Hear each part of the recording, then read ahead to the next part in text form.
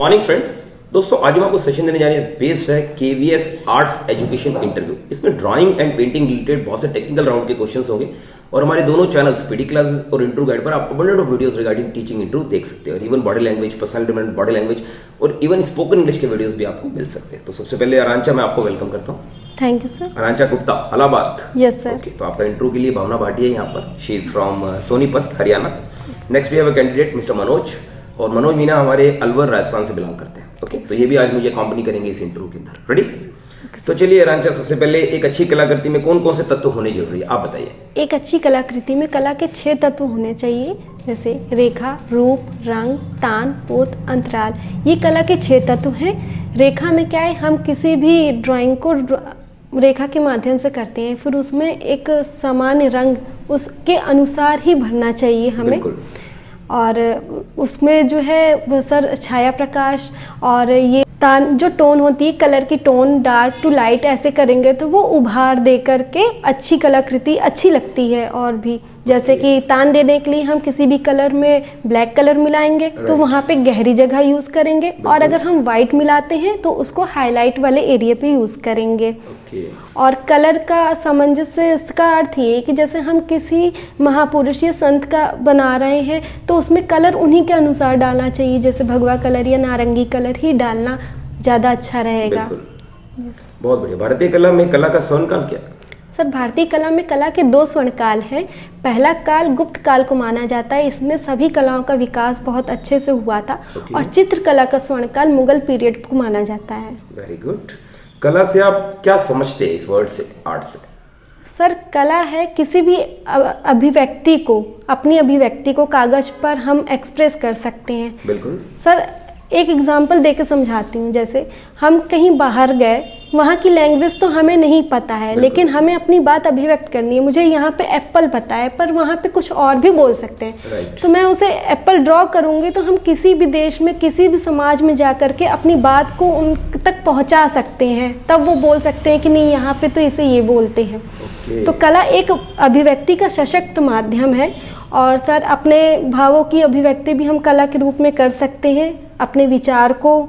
जैसे सर, आजकल हम पोस्टर के माध्यम से बहुत सारे मैसेज दे सकते हैं, जैसे सेव वर्ल्ड और सेव अर्थ, ऐसे सर।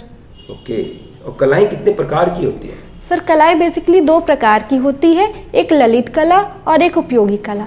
ललित कला में सर हम अपने सुख के लिए उसका निर्माण करते हैं, जबकि उपयोगी कला धर्म अर्जन करने के लिए करते हैं। उपयोगी कला भी कई तरह की होती है, जैसे वस्त्र कला, आभूषण कला, पॉटरी। इससे सर, इसे हम करके बेच सकते हैं और उससे हमें धन की प्राप्ति भी होती है। भावना, आप कोई question please. Sure sir. Ma'am, आप अपनी हॉबी के बारे में बताइए कुछ। My hobbies is drawing, gardening and reading books. Mister Manoj. Sure sir. Ma'am, आप अपने सिटी के बारे में बताइए। I belong to Prayagraj UP, which is famous for the Triveni Sangam. और इलाहाबाद में बहुत सारे आर्किटेक्चर बने हुए हैं जो मुगल पीरियड से है, जैसे कि अकबर ने अपनी राजधानी भी फतेहपुर सीकरी और इलाहाबाद को रखा था। इलाहाबाद में अकबर का किला बहुत ही फेमस है।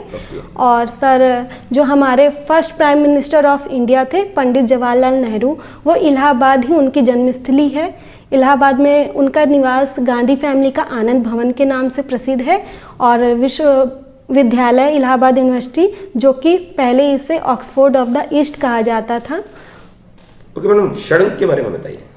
सर, षडंग वात्स्यायन द्वारा लिखित कामसूत्र की एक टीका, उसको जय मंगला कहते हैं। उसे यशोधर पंडित ने उस टीका में षडंग के सूत्र दिए थे, से रूप भेता प्रमाणानि भाव लावण योजनम सादृश्य वर्णिका भंग इति चित्र षडकम।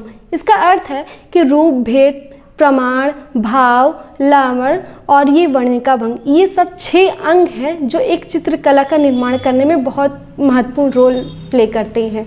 से रूप का भेद, तो आकृति को इस तरह बनाना चाहिए कि अलग अलग रूपों का हम भेद कर सकें, कि ये पुरुष है, ये स्त्री है, ये बच्चा है। और रूप भेद, भाव क्या होता है कि एक माँ है तो उसके चेहरे पे ममत्व का भाव होना चाहिए।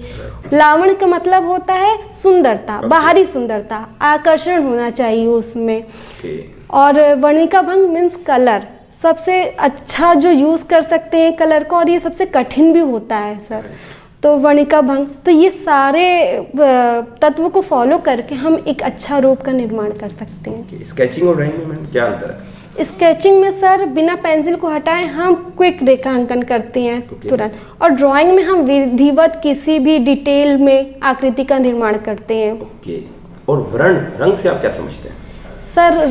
सर रंग एक प्रकाश का गुण है, और न्यूटन ने जब प्रिज्म की सहायता से प्रकाश की किरणों को देखा था तो उन्हें 7 रंग दिखाई दिए थे, जिनको उन्होंने विबग्योर कह के संबोधित किया था।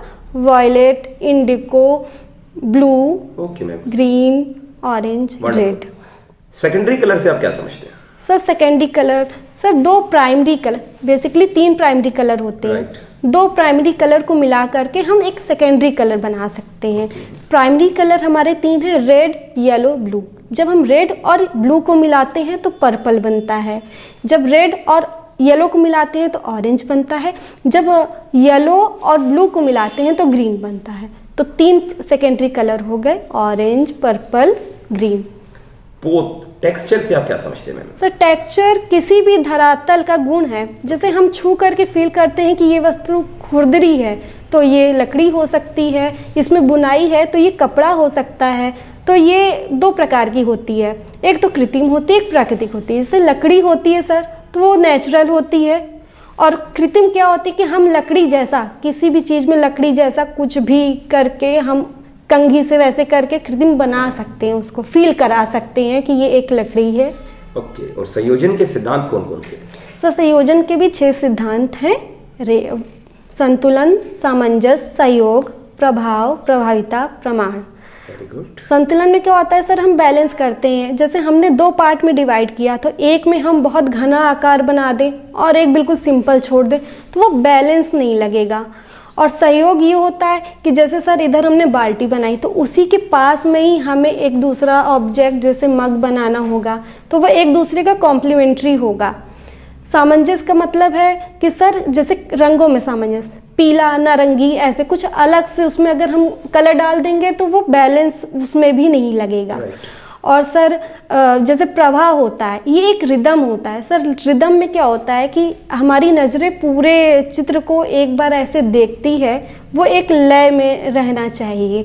और प्रभाविता मतलब क्या होता है, जो मेन आकृति है हम उसे फ्रंट पे रखते हैं, और जो बैक में होता है जैसे अलंकरण, फूल पत्ती हो गए या छोटे छोटे चित्र हो गए, तो हमें हाईलाइट जिसको करना है उसको हम फ्रंट पे रखते हैं, उस पर चटक कलर लगाते हैं, तो हमारी नज़र सीधा उसी आकृति को फोकस करती है। और परिप्रेक्ष्य से आप क्या समझते हैं? सर परिप्रेक्ष्य इसलिए किसी भी वस्तु की स्थिति का ज्ञान कराना होता है। जैसे दूर की वस्तु हमें दिख रही है तो उसे हम 2 तरह से कर सकते हैं, एक तो रेखीय परिप्रेक्ष्य और एक वायवीय परिप्रेक्ष्य। रेखीय परिप्रेक्ष्य में जैसे हम किसी भवन को बना रहे हैं, तो आगे का जो फ्रंट है वो हमारा ज़्यादा बड़ा होगा और पीछे का छोटा होगा।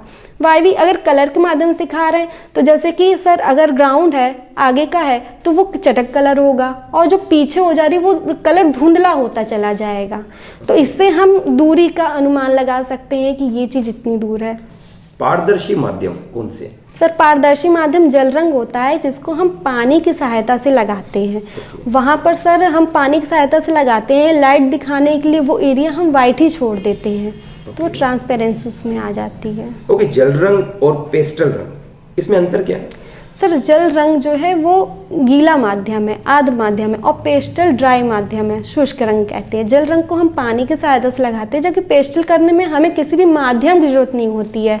वो जमे हुए एक ड्राई पेस्टल जैसे चौक की तरह आता है, हम डायरेक्टली उसको पेपर पे यूज कर सकते हैं। Very good. और वर्तमान में सबसे प्रचलित माध्यम कौन सा है? सर वर्तमान में सबसे प्रचलित माध्यम एक्रेलिक कलर है, जो जल रंग का ही एक रूप है।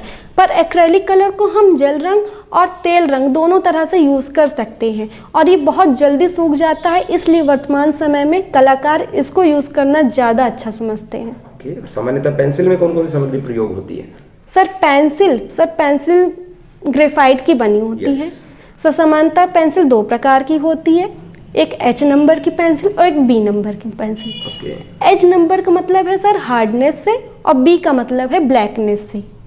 तो जो H नंबर की पेंसिल होती है वो जैसे जैसे उसका नंबर बढ़ता जाता है 2H 3H वैसे वैसे वो हार्ड होती जाती है।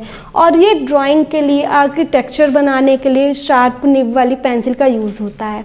और ड्राइंग बनाने के लिए, शेडिंग देने के लिए B नंबर का ब्राइटनेस, जैसे जैसे इसके नंबर बढ़ते जाते हैं वैसे ही ये सॉफ्ट होती जाती है और इसका ब्लैकनेस बढ़ता जाता है।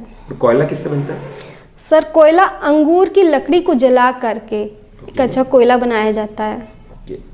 उत्तर प्रदेश से आप हैं जी सर। तो वहाँ पे टेराकोटा के लिए प्रसिद्ध स्थान बता सकते हैं? जी सर बिल्कुल। उत्तर प्रदेश में गोरखपुर टेराकोटा के लिए बहुत ज़्यादा प्रसिद्ध है। और अगर हम इंडिया की बात करें तो बस्तर टेराकोटा के लिए बहुत ज़्यादा फेमस है। ऑयल पेंटिंग में किस माध्यम की आवश्यकता होती है? सर ऑयल पेंटिंग में तारपिन ऑयल होता है रंग को पतला करने के लिए, और करते समय लिंसेड ऑयल का प्रयोग करते हैं। टेम्परा तकनीक से आप क्या समझते हैं? सर टेम्परा जल रंग की एक तकनीक है। ये प्राचीन समय से ही टेम्परा रंग का ज़्यादा प्रयोग हुआ है। हमारे लघु चित्रों में, हमारे भित्ति चित्रों में टेम्परा तकनीक का प्रयोग हुआ है। इसमें खनिज रंगों को, उसमें अंडे की जर्दी या प्राकृतिक गोंद जैसे बबूल का गोंद, ये मिला करके कलर करते हैं। तो कलर जो है वो ज़्यादा समय तक स्थायी रूप से उस पर लगा हुआ होता है, फेड नहीं होता है सर। ओके, आपने ये सब्जेक्ट क्यों चूज किया, आर्ट एजुकेशन? कोई स्पेशल रीजन? जी सर, शुरू से ही मुझे आर्ट में इंटरेस्ट था। जैसे मुझे याद है कि मैं 3rd स्टैंडर्ड में थी तो मैं गुलाब बनाती थी, उसकी कटिंग करके दीवार पे चिपकाती थी। तो हमारे जो पेरेंट्स थे ना, तो वो बहुत ही इस चीज़ को मोटिवेट करते थे और मुझे कठिन से कठिन आर्ट बनाना बहुत इजी लगता था। तो सब मुझे इसके लिए अप्रिशिएट भी करते थे। और तभी से मैं जैसे जैसे क्लास में बाद मुझे आर्ट बहुत अच्छी लगने लगी, इसलिए मैंने आर्ट को ही चुना क्योंकि मेरा उसमें पसंद में आ रहे हो और आप जानते हैं आपको इंडिया के किसी भी कॉर्नर में जॉब दी जा सकती है। जी। तो क्या इंग्लिश में भी आप कंफर्टेबल हो? जी सर बिल्कुल। तो क्या अपना इंट्रोडक्शन इंग्लिश में दे सकते हैं? यस सर, ट्राई कीजिए। जी sir. Good morning sir, my name is Arancha Gupta. I am very much similar to my name as I am competitive and love challenges. I belong to Prayagraj, Uttar Pradesh, which is famous for the Triveni Sangam. I have done my masters in drawing and painting and B.Ed from Allahabad University, which is also called Oxford of the East. I have done diploma in fashion designing and basic computer course. I also have 2-year NSS certificate. I am participating in Vishwa Bharati Kala Niketan drawing painting competition and also have taken part in drawing exhibition. Okay, madam, how you come to know about PD classes? कैसे पता चला आपको यहाँ के बारे में? Sir मैंने YouTube पे आपकी काफ़ी वीडियो सुनी थी और वो मुझे बहुत ही अच्छी लगी। मुझे लगा कि ऐसे तो मेरी पर्सनालिटी में भी काफ़ी चेंजेस आ सकता है। मैंने लोगों के इंटरव्यू देखे आपके चैनल पे और लोगों में काफ़ी चेंजेस लगे, वो बहुत ही फ्लुएंटली बोल पा रहे हैं। तो मुझे भी इससे एक ये लगा कि मैं भी PD क्लासेस ज्वाइन करती हूँ। ओके, अब आपको 3rd डे चल रहा है तो कैसा फील हो रहा है आपको? How are you feeling? Sir 1st day के मुकाबले 3rd डे पे तो बहुत ज़्यादा इम्प्रूवमेंट हो गया। मेरे जो डाउट थे कुछ क्वेश्चन को लेके वो भी क्लियर हो गए कि मुझे वहाँ पे कैसे खुद को प्रेजेंट करना है, कैसे बैठना है, कैसे इंट्रो देना है। तो काफ़ी चीज़ें सर 3rd डे पे ही क्लियर हो गई हैं। चलिए, we are giving you best wishes, definitely get selected soon. Okay, thank you sir. Best of luck to you.